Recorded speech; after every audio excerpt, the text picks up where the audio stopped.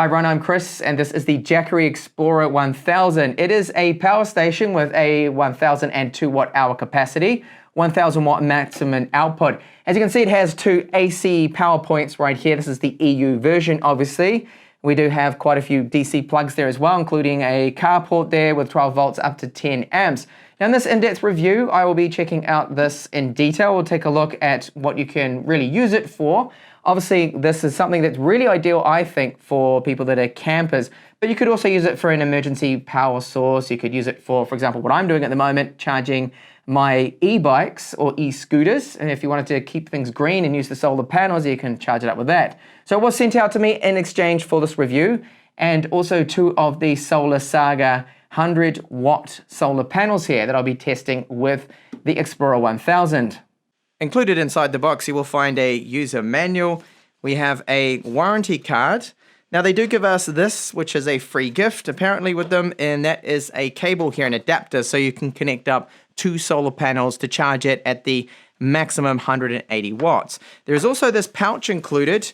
Now inside this, you will find our power supply, the car adapter. Okay, so the power supply, this one is rated to 180 watts maximum. It's a Hunt key, that's a known brand. I've seen many of these power supplies, normally powering laptops and mini PCs. So charge time with this charger is 7.5 hours. There is a cable here for our car charger. Okay, so car charging, that is going to take then 7.5 hours for alternator charging. And there is an EU power cable for my EU model here that I have.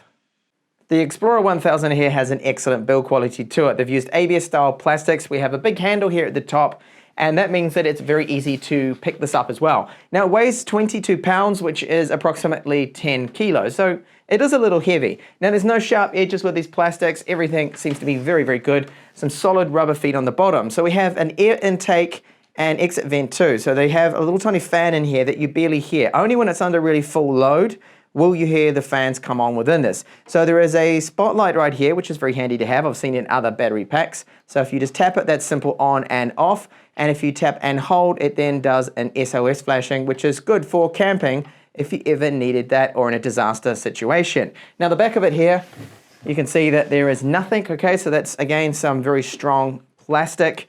And then on this side, which is the right here, we just have another exit or intake vent there for the fan that's inside cooling everything.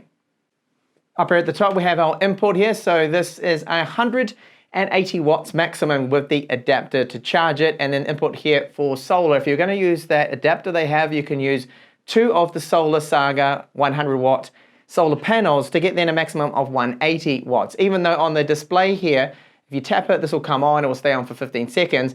It was only reading about 100 watts or 120 watts maximum with the solar of the two panels, but later on it charged very quickly in about 8 hours, so it was actually running at about 180 watts, which is good to know with that. So there's a button right here to turn on our DC side of things and AC, so 100 watts max here with both of these, and this being the EU version, we just get the two sockets. The US version, I believe, has 3 here, and up to 2000 watts surge. That's surge though, so you shouldn't exceed the 1000 watts. If you do exceed it, after a while it will cut out.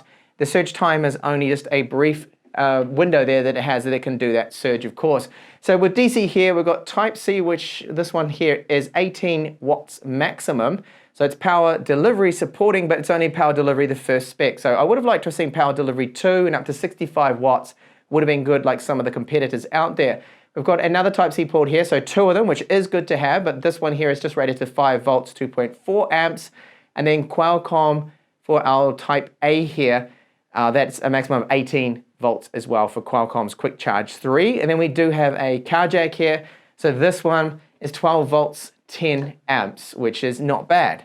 So I have my meter plugged in, as you can see, and I just wanted to see if it's quite accurate, the meter that they have. Now straight away, just turning on AC, you'll lose about 8 to 10 watts here, and that is pretty much normal. So I have a hairdryer plugged in, so a very demanding appliance. So just turn this on to the first level. So you're looking around 133 watts here according to my meter, and this is telling me 130 to 150. So it really is a little bit off there, as you can see, by about 20 watts. Now I'm going to step it up now.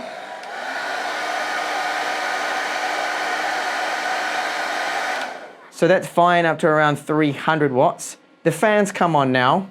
So when you start to use something that's a little bit demanding, an appliance, and especially with the AC on, you'll hear the fan. I'll give you a sample of what the fan sounds like. This is one of the cons of such a power station, is they do make a bit of noise when they're working hard. Of course, those fans need to keep the internals cool. And that's really about as loud as it is going to get. So what I'll do now is I'm going to really ramp it up. It'll probably go over 1,000 watts and it will probably end up cutting itself out. So let's have a look.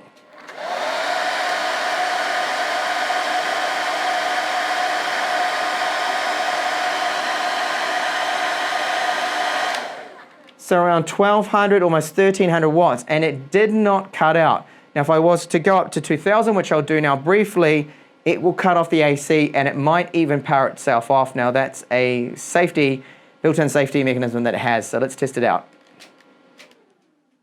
All right, it just turned off straight away. I asked then for maximum power, which is 2,500 watts, and it's powered itself off. So that's good. I mean, it's a security feature that's built in. To get it back up and running, I need to plug it in to charge, and it will then reset itself. And I did a little bit of a load test, but more of a battery drain test. So I've gone from 100% battery that I had at the beginning down to just 2% now, and it has been going all day, just charging up various different devices. I've been swapping over between phones, battery packs.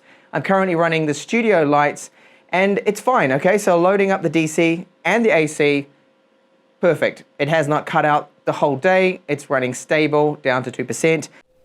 And another beautiful day here to be testing out some solar panels. There's not a cloud in the sky. So very good conditions to test out our peak charging rate. And these are the solar panels that Jackery sent out to me. They're called the Solar Saga. These are 100 watt, 18 volt, 5.5 amp panels. And this is them in their unfolded state. So either side here, when you close them up, there's actually magnets in here that keep it closed, which is quite a good design. I like it. So each cell has a stand on the back of it. It's all made out of fabric, high quality fabric, waterproof. And inside this pouch here, you'll find our cable, and we also do have a hub here. So this has a Type-C 3 amp maximum output here, 5 volts, 3 amps, so that's 15 watts. And then a Type-A as well. So you can connect up other devices and charge them as well. And with that second panel connected up with the adapter that I showed you earlier in this video, I am reaching here our peak solar charging input rate of 120 watts. So if it was an overcast day, I would be able to get better use out of this second panel, of course. And charging at 120 versus the 93 watts will be slightly faster here.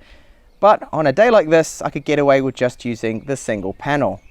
And another great use for a battery bank like this one with such a large capacity is I do use it to charge up my e-scooters and e-bikes. As you can see, this is my current collection, and they are all charged via solar and these battery banks. One other use for the Explorer 1000 is garden tools. So anything that doesn't exceed 1000 watts can be used, of course. And this trimmer here is 400 watts, so well within the range. And the great thing about it is I don't need a super long extension lead to be able to use this power tool. I can simply just move the battery bank around to where I need it to be. And even something like a powerful vacuum, which can use up to and even over 1000 watts, is not a problem at all for the Explorer 1000. And charging with the car's alternator, this is possible, but it is very slow. You can see at the moment it's only around 80 watts, and it will take then approximately 15 hours to fully charge the 1002 milliamp hours capacity. So it has been 2 weeks now, and I have been using this a lot. I've been cycling it quite a few times, and as I showed that I've had lots of things connected up to it, been running it like all day, just charging up various different tech items that I have, never run into any problems. And it's as long as you don't exceed the 1000 watts, it will not trigger the little warning. It comes up a little asterisk there when you do so. And if you go way over that, it will cut out and it will need to be reset by plugging it in there. So it has the fan in here to cool it. And I'll just give you a quick sample again of that fan. That is probably the only real con with this battery station here. Listen. Okay, you can hear that. That's the cooling fan. Now, once you go over about 80 watts, it will be continuing on. If you're charging something, you're using high-powered lights or whatever, it will be there the whole time. So if you're on a camping trip and you want something that's completely silent, then sadly this is not it, depending of course on how much current you're drawing with this. So the build quality, very, very good. It is solid. I don't think the weight's too bad considering it's 1,002 watt hour, the capacity it does have. So 22 pounds, 10 kilos is great. One of the good things about it too, that I ran into a problem with Power Oak. This is a competing brand of them, that I always had to, in the morning, disconnect the solar panels and reconnect them to get the power station, the power bank to charge. Doesn't happen with the Jackery. So this is really good. You can keep your solar panels plugged in overnight. As soon as the sun starts to come up, as soon as the wattage starts coming through, it starts to charge, which is really, really good. Speaking of those panels here, so this is the Solar Saga. That's the 100 watt panel, quite large, but really good build quality to it. I like the fact it's got the magnets there to keep it closed, and you can see there's the panel itself. So it is big, very big there. But having them both connected up, I was charging. Now I did mention my maximum charging rate was 120 watts. It was actually doing well over that. So if for some reason the display was only showing 120 watts or 123 watts, it was more like 160, 170 watts that I was charging at, because it did fully charge this in around 9 hours. So if it was just the single panel, it wouldn't have been able to do that. It would have taken a lot longer than that. So maximum charge rate is the 180 that we get with the AC power supply. It will take about 7.5 hours. And with the two panels on a very sunny day, like I had, then yeah, about 9 hours to fully charge it, which I don't think is too bad at all considering the capacity of it. So all up, the Jackery Explorer here I think is a very decent, great power station, good capacity, 1,000 watts max. I think it's plenty of power for most people's normal kind of needs, and it's going to be perfect and great for people that will be going camping or as a backup battery just to run a few little things around the place if you do have a lot of power cuts and things like that. So I hope to see you back in the next video, and thank you so much for watching.